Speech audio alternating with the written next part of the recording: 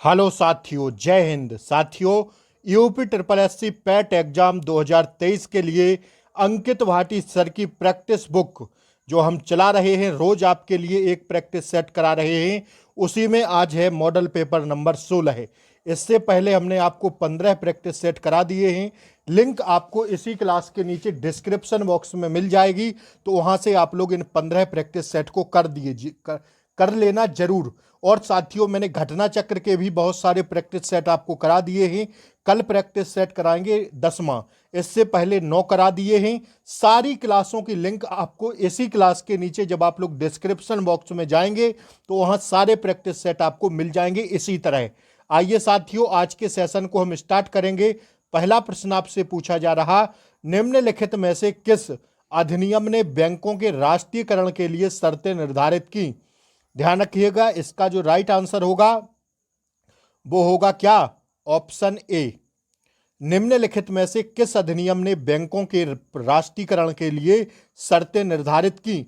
तो बैंकिंग कंपनियां उपक्रमों का अधिग्रहण और हस्तांतरण अधिनियम 1970 के तहत राष्ट्रीयकरण के लिए निर्धारित की थी। ध्यान रखिएगा, ऑप्शन ए इसका सही जवाब हो जाएगा। आप लोग चाहें तो पूरे ऑप्शन देख सकते हैं और चाहें तो स्क्रीनशॉट प्रश्न का ले सकते हैं।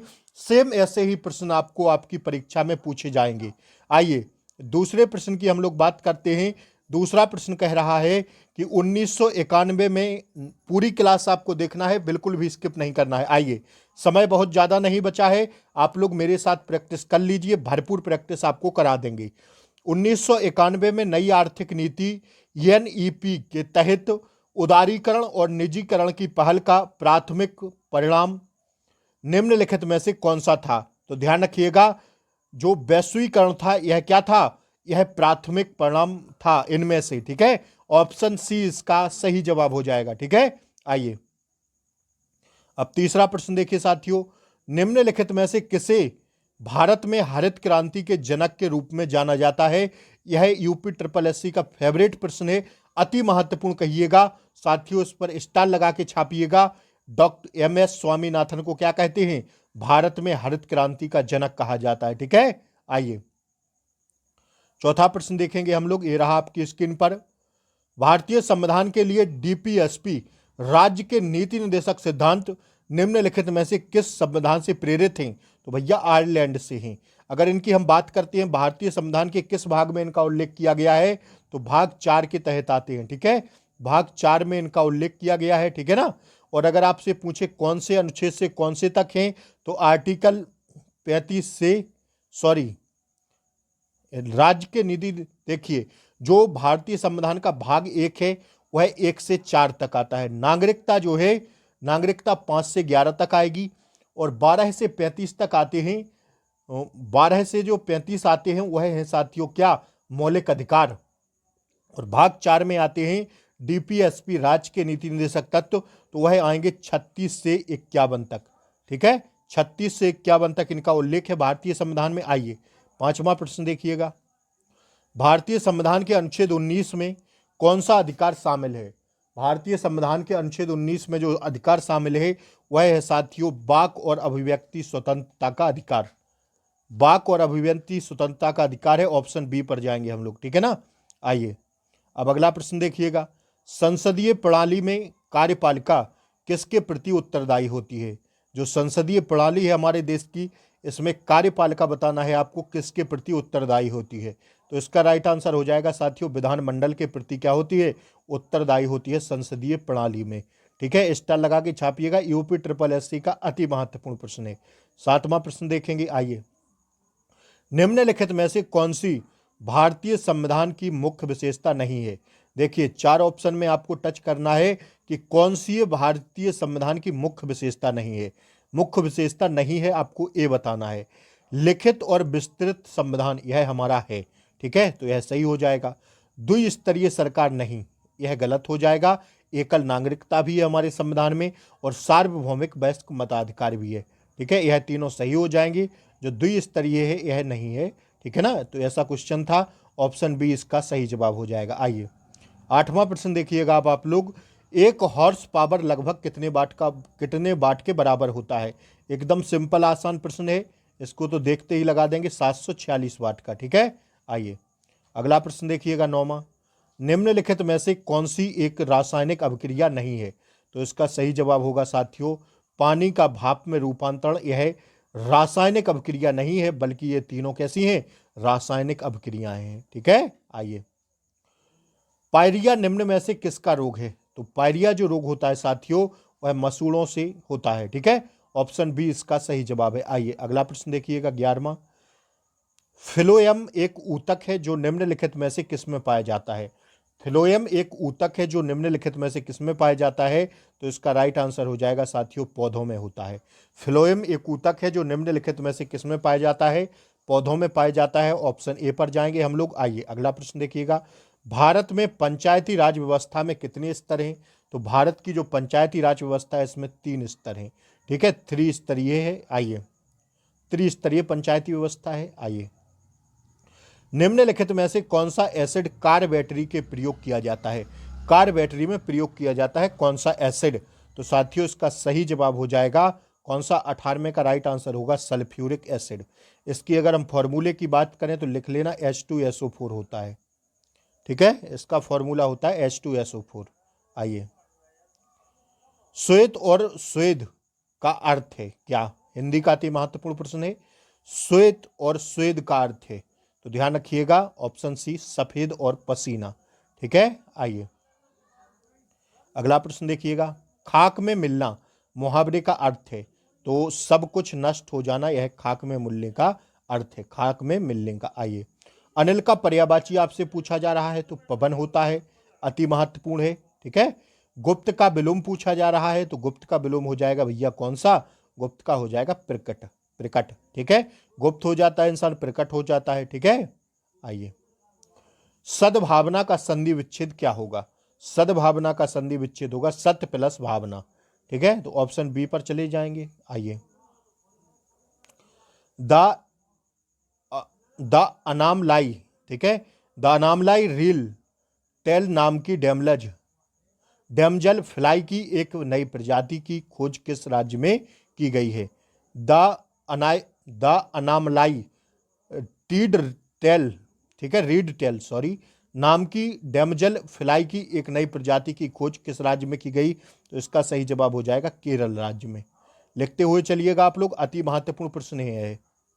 INS तरकस में ने लाल सागर में रिक्त स्थान नौसेना के जहाजों अलमाज PC 411 और निमेर PC 413 के साथ एक समुद्री साझा युद्धाभ्यास का आयोजन किया है।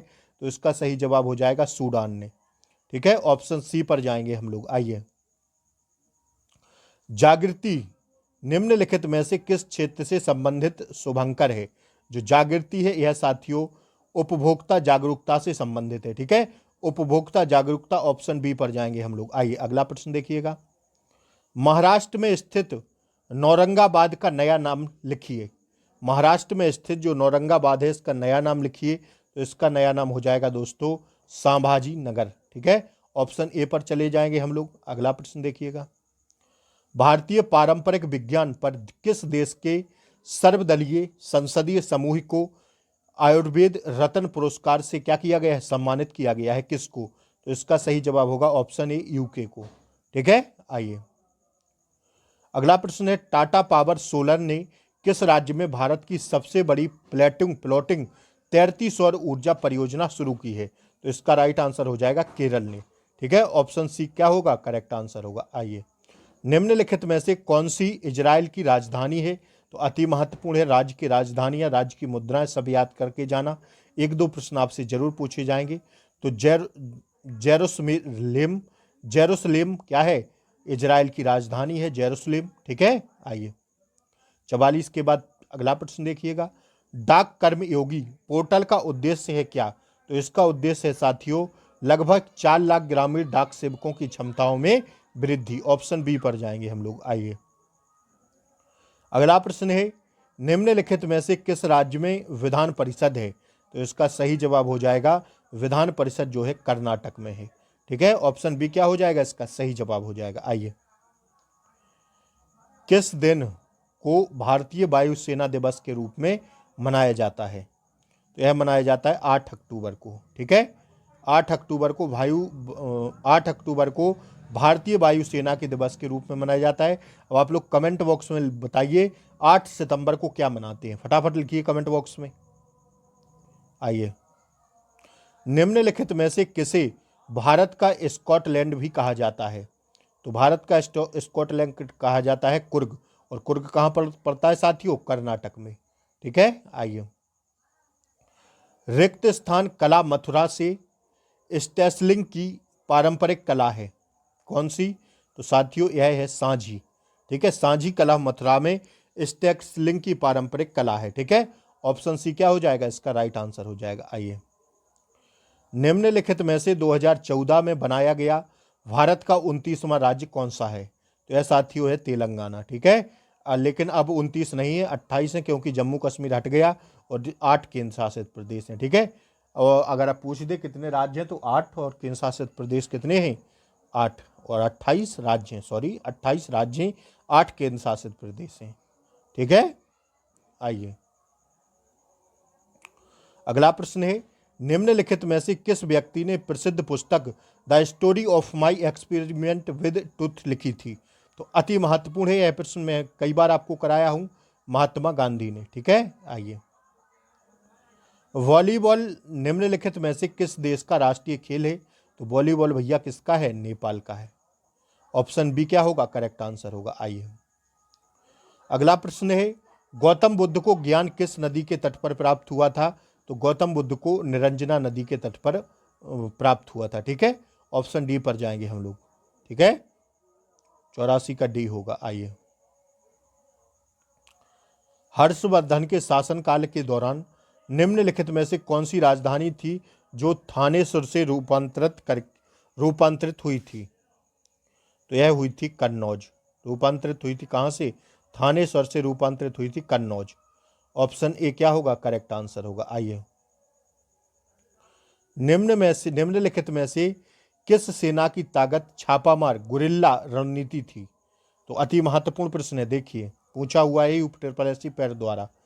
ऑप्शन ए मराठा की। ठीक है, आइए, अगला प्रश्न देखिएगा, पूर्ण स्वराज्य की मांग करने वाले प्रथम कार्यकर्ता का नाम लिखिए। तो हसरत मोहानी है। ठीक है, कौन है? हसरत मोहानी है। ऑप्शन डी क्या हो जाएगा करेक्ट आंसर हो जाएगा। आइए, ब्रिटिश ने निम्नलिखित में से किस भाषा को भारतीय समाज में प्रस्तुत करने की उत्सुकता दिखाई? ब्रिटिश ने निम्नलिखित में से किस भाषा को भारतीय समाज में प्रस्तुत करने की उत्सुकता दिखाई? तो इसका सही जवाब होगा अंग्रेजी में। किसमें? अंग्रेजी में दिखाई थी। ठीक है, आइए, अगला प्रश्न है, देखिए, भारत सरकार अधिनियम 1935 के प्रावधानों में ब्रिटिश सरकार के अंतिम अधिकार का एक उदाहरण कौन सा था?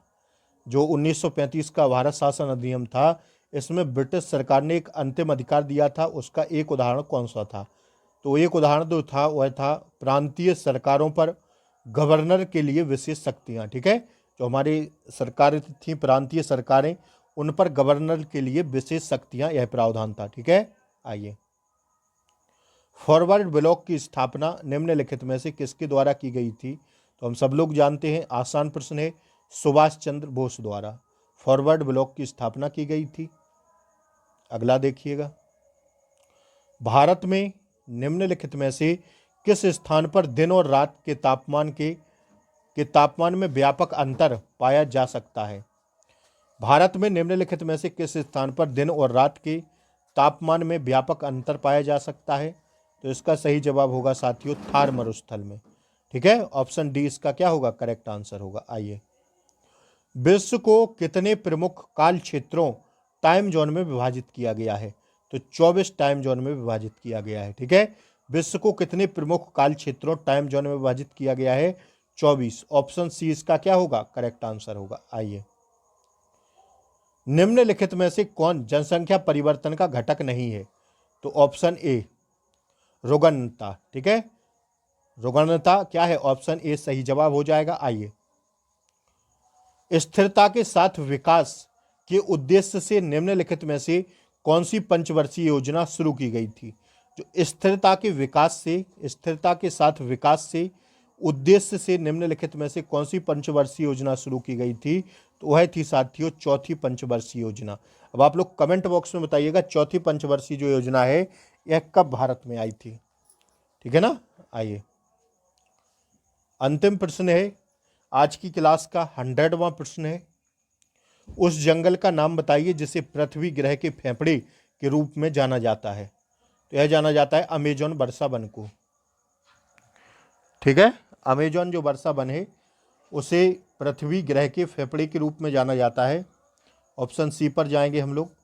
आज 100 प्रश्न हमने आपको करवा दिए हैं और फिर सुबह घटना चक्र के साथ मिलेंगे जिसका अंतिम प्रैक्टिस सेट रह गया है 10वां। ध्यान रखिएगा, चैनल पर नए हों तो सब्सक्राइब जरूर कर लें, बेल आइकन प्रेस कर दें ताकि क्लासों का नोटिफिकेशन आपको रेगुलर मिल सके।